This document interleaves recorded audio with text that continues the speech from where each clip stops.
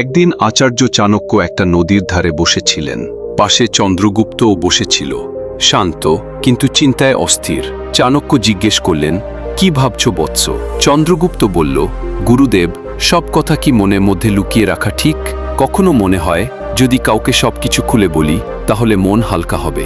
আচার্য হেসে বললেন, বৎস, এটাই সবচেয়ে বড় ভুল। এই পৃথিবী সবচেয়ে বেশি তাকে ভেঙে দেয় যাদের মন সৎ থাকে। যারা মুখ খুলে সব বলে দেয়, সব কথাটা, সব অনুভূতি, সব পরিকল্পনা, সব দুঃখ চিন্তাভাবনা ছাড়াই বলে ফেলে, তারাই সবচেয়ে বেশি ভেঙে পড়ে। মনে রেখো, যেমন সিন্ধুকে টাকা লক করে রাখা হয়, তেমনি কিছু কথা মনের মধ্যে রাখাই বুদ্ধিমানের কাজ। তবেই জীবন ধন্য হয়ে যায়। কাউকে সব কথা বলে দেওয়া সবার পক্ষে খুব সহজ ব্যাপার, কিন্তু চুপ থাকা একটা শিল্প, আর যিনি এই শিল্পে পারদর্শী হয়ে যান, পৃথিবী তার কিছুই করতে পারে না। আচার্য গভীর শ্বাস নিয়ে বললেন, আজ আমি তোমাকে সেই 7টি কথা বলবো যা কাউকে যতই নিজের মনে করো কখনোই বলবে না। কারণ যদি এই কথাটা বাইরে চলে যায় তাহলে পৃথিবী তোমাকে তোমার নিজের কথায় হারিয়ে দেবে।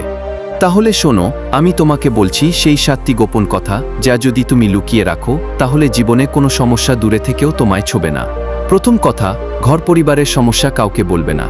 আচার্য চাণক্য বললেন, জীবনের সবচেয়ে বড় নীতি হল নিজের বাড়ির সমস্যাগুলো কখনো বাহিরের কারো সামনে ফাঁস করো না। ঝগড়া হোক, মতবিরোধ হোক বা কোনো ব্যক্তিগত কষ্ট, এগুলো বাড়ির বাইরে প্রকাশ করো না। একবার এক শিষ্য কেঁদে কেঁদে এসে বলল, গুরুদেব, আমার বাড়িতে ঝগড়া হয়েছে। বাবা মায়ের উপর চেঁচাচ্ছেন আর ভাই রেগে বাড়ি ছেড়ে চলে গেছে। আমি এই কথা আমার বন্ধুদের বলে দিয়েছি। চাণক্য গুরুগম্ভীর কণ্ঠে বললেন, বৎস, যখন তুমি তোমার বাড়ির ফাটলগুলো বাহিরে দেখাও তখন মানুষ সেগুলো মেরামত করে না, বরং আরও বেশি ছিঁড়ে ফেলে। মানুষ করুণা চায় না, গল্প শুনতে চায়। তারপর তিনি একটা গল্প শোনালেন। একটা গ্রামে 2 ভাই প্রতিদিন ঝগড়া করত। একদিন বড় ভাই পঞ্চায়েতে ছোট ভাইয়ের খারাপ কথা বলল। ফলস্বরূপ পুরো পরিবারের সম্মান নষ্ট হয়ে গেল। মানুষ তাদের বাচ্চাদের থেকে দূরে থাকতে শুরু করল। বাড়ির কথা বাইরে বেরুলেই সম্পর্কের মর্যাদা শেষ হয়ে যায়, বিশ্বাস ভেঙে যায়, আর মানুষ তোমার দুঃখকে অস্ত্র বানিয়ে ফেলে। চাণক্য বলেছে, বাড়ির ঝগড়া যদি বাইরে চলে যায় তাহলে সেটা বাড়ির ভিত্তি দুর্বল করে দেয়। সম্পর্ক যদি বাইরের চোখে পড়ে তাহলে মানমর্যাদা শেষ হয়ে যায়। তাই পরিস্থিতি যতই খারাপ হোক, বাড়ির কথা শুধু ঘরোয়া মানুষদের মধ্যেই সীমাবদ্ধ রাখো, কারণ বাইরের জগৎ মেরামত করে না, বরং ক্ষততে লবণ ছড়িয়ে দেয়। দ্বিতীয় কথা, তোমার আয় বা উপার্জনের কথা কখনো কাউকে বলো না। আচার্য চাণক্য বেশ গম্ভীর কণ্ঠে বললেন, আরেকটা খুবই জরুরি নীতি হলো, তোমার আয়, সম্পদ বা যা কিছু তোমার আছে সেটা কারো কাছে কখনো ফাঁস করো না। একটা ঘটনা আছে, মগধের এক রাজা গর্ব করে তার রাজসভায় তার ধন সম্পদের ঝলক সবাইকে দেখিয়েছিল। সোনার কয়েন ভর্তি ঘর, অমূল্য রত্ন আর অঠেল সম্পদ সবার সামনে তুলে ধরেছিল। কয়েকদিনের মধ্যেই কি হলো? পাশের রাজ্য আক্রমণ করল আর সেই ধন সম্পদ লুট করে নিয়ে গেল। চাণক্য বললেন, ধন যতটা গোপন থাকবে ততটাই নিরাপদ থাকে। সেটা দেখানোর মানে নিজেকে চোর আর ঈর্ষুকদের হাতে তুলে দেওয়া। মানুষের সামনে টাকা দেখানোর দরকার নেই। তারপর তিনি শিষ্যদের জিজ্ঞেস করলেন, ছেলেরা, কখনো দেখেছো ধনী মানুষরা তাদের আসল আয় সবাইকে বলে? তারা উত্তর দিল, না, কারণ তারা জানে যেখানে বেশি মানুষ জানবে সেখানে চাহিদা, লোভ আর ঝুঁকিও বাড়বে। কেউ যদি বোঝে যে তোমার ভালো আয় হয় তাহলে কেউ সাহায্যের নাম করে কাছে আসবে। কেউ তোমাকে নিচু দেখানোর চেষ্টা করবে আর কেউ শুধু ঈর্ষা করবে কারণ তোমার কাছে যা আছে তাদের কাছে নেই। চাণক্য স্পষ্ট করে বলেছিলেন, টাকার সবচেয়ে বড় রক্ষাকর্তা হলো সেটা লুকিয়ে রাখা। যদি সবাই তোমার টাকার খবর পেয়ে যায় তো মানুষ তোমার মনের শান্তিটাও কেড়ে নেবে। তাই মনে রাখো, তোমার উপার্জনটা গোপন রাখো, যেন মনটা স্থির আর নিশ্চিন্ত থাকে, কারণ যে টাকা দেখানো হয় সেটা লুটপাটের কারণ হয়, নয়তো ঈর্ষার। তৃতীয় কথা, তোমার ভবিষ্যতের পরিকল্পনাগুলো গোপন রাখো। আচার্য চাণক্য তৃতীয় নীতি বলার সময় বলেছিলেন, বৎস, যতক্ষণ কোনো পরিকল্পনা পুরোপুরি শেষ না হয় সেটা নিজের মনে রেখো। যারা তাদের প্রতিটি পদক্ষেপের ঘোষণা আগে থেকেই করে তারা প্রায় গন্তব্যে পৌঁছানোর আগেই পথ হারিয়ে ফেলে। তক্ষশিলার গুরুকুলে বসে ছাত্রদের সামনে চাণক্য একটা উদাহরণ দিলেন, একবারের ঘটনা। এক ব্যবসায়ীর কথা। সে ভাবল সে তার শহরে মশলার একটা বড় দোকান খুলবে। সে আগে থেকেই তার সব রিলেটিভ, বন্ধু আর প্রতিবেশীদের এই কথা জানিয়ে দিয়েছিল। পরের সপ্তাহেই একজন চালাক লোক তার কথা শুনে একই জায়গায় একই ধরনের দোকান খুলে বাজারের ওপর আধিপত্য কেড়ে নিল। যখন ব্যবসায়ী পৌঁছালো তখন অনেক দেরি হয়ে গিয়েছিল। চাণক্য বললেন, প্রতিটি চিন্তা একটা বীজ। যদি তাকে বপনের আগে সবাইকে জানিয়ে দাও, কেউ সেটা পিষে ফেলবে বা তোমার আগে ফল তুলবে। পরিকল্পনার আসল সকল শক্তি তার নীরবতায় থাকে।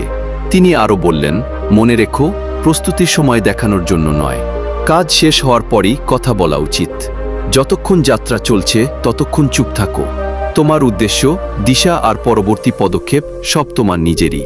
এগুলো সবার সামনে আনা মানে তোমার অপ্রয়োজনীয় বোঝা আর সমালোচনা নিজের কাঁধে নিয়ে নেওয়া। আজকের দুনিয়াতেও একই নীতি চলে। কোনো নতুন কাজ শুরু করতে হবে, কোনো পরিকল্পনা মাথায় আছে, ব্যবসা শুরু করতে হবে বা চাকরি বদলাতে হবে, ততক্ষণ কাউকে বলো না যতক্ষণ সেটা শেষ না হয়ে যায়, কারণ এই দুনিয়া না পরিকল্পনা রক্ষা করবে না ব্যর্থতার দায় নেবে। চতুর্থ কথা, তোমার দুর্বলতা কাউকে বলো না। আচার্য চাণক্য গুরুতর স্বরে বলেছিলেন, যেদিন তুমি তোমার দুর্বলতা কাউকে বলবে সেদিনই তুমি হারার প্রথম ধাপেই পৌঁছে গেলে। তক্ষশিলার গুরুকুলে একদিন একজন শিষ্য জিজ্ঞেস করল, গুরুদেব, যদি আমরা আমাদের যন্ত্রণার, ভয়ের বা দুর্বলতার কথা আমাদের কাছের কাউকে বলি, তাহলে সে কি আমাদের বুঝবে? চাণক্য হাসলেন এবং বললেন, মানুষ সাধারণত তোমার সঙ্গে থাকে যতক্ষণ তোমার শক্তি বা তোমার দ্বারা তাদের উপকার হয়, কিন্তু যখন দুর্বলতা সামনে আসবে সেই একই মানুষ হয় তোমার থেকে দূরে সরে যাবে বা তোমাকে পেছনে ছুরি মারবে। তিনি একটি গল্প শোনালেন। এক যোদ্ধা ছিল যে তীরকে ভয় পেত। সে তার সবচেয়ে কাছের সাথীকে বলল, যুদ্ধ হলে তীর বর্ষণ শুরু হলে আমাকে পিছনে সরিয়ে দিও, আমার ভয় লাগে। কিছুক্ষণ পরেই ওই সাথী শত্রুর সঙ্গে মিলিত হলো এবং যুদ্ধে প্রথমেই তীর ছুড়ল ওই যোদ্ধার দিকে, কারণ সে জানত কিভাবে আঘাত করতে হয়, আর ওই যোদ্ধা লড়াই ছাড়াই ধ্বংস হয়ে গেল। চাণক্য বললেন, দুর্বলতা তখনই শক্তি যখন সেটা শুধু তোমার জানা থাকে। যেদিন সেটা অন্য কেউ জানে তখন সেটা তোমার বিরুদ্ধে সবচেয়ে বড় অস্ত্র হয়ে যায়। তিনি চন্দ্রগুপ্তের দিকে তাকিয়ে বললেন, রাজা সেই যিনি তার ভয়কে তরোয়ালে লুকিয়ে রাখে আর মুখের হাসিতে তার ক্ষতগুলোও ঢেকে রাখে। তাই মনে রেখো, তোমার ভয়, তোমার কষ্ট, পুরনো আঘাতগুলো তোমার ভিতরেই রাখো, কারণ এই দুনিয়ায় কেউ সাহায্য করার জন্য থাকে না, তারা শুধু হারার নাটক দেখার জন্য দাঁড়িয়ে থাকে। পঞ্চম কথা, নিজের দানের গর্ব করো না। আচার্য চাণক্য হাসলেন এবং বললেন, বৎস, যারা দান করে মুখে বলে সেটা কোনো পুণ্যের কাজ না, বরং অহংকার দেখানোর একটা মাধ্যম।